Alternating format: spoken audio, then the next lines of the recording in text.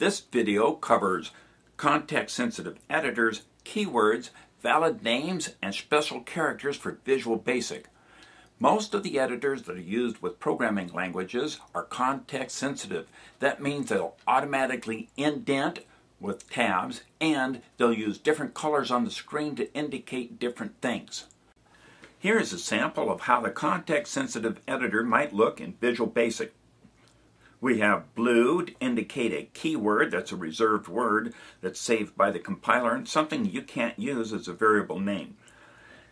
Green is a comment, red happens to be a literal value, and black is something that has no special meaning to the compiler.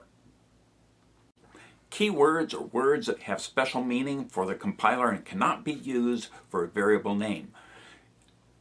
For example, if and else. You may see those in the first lab already, and since they are keywords, they're going to show up in blue. Here's a big, long list of Visual Basic keywords. Don't worry about memorizing the list of keywords. As you use the program, the keywords will become more familiar to you. The context-sensitive editors help identify the keywords. If you accidentally try to use one of them as a variable name, hey, you know what? Keywords show up in blue. So if you type it, then you know it's a keyword. The next thing I want to cover is valid names. You get to choose how to name your variables and constants and objects and functions and procedures, so use good names that are meaningful.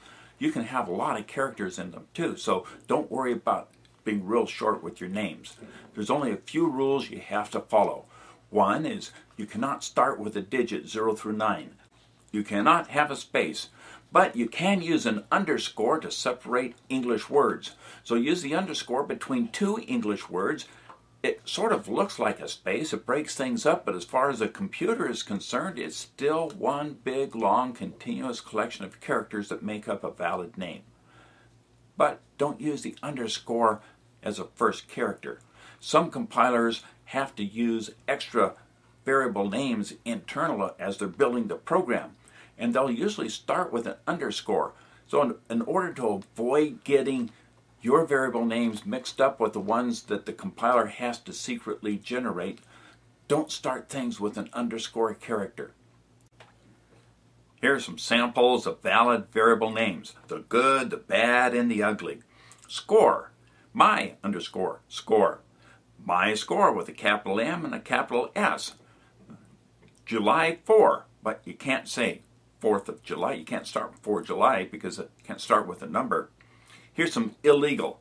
I have a space, my space score, no good. Grade percent, well, no good because I have a special character. First test, that's no good because it starts with a digit. Here's the ugly. P, well, what does that mean? I have no idea. It's not very descriptive. Well, this one isn't too bad, but temp, does that mean temperature or temporary?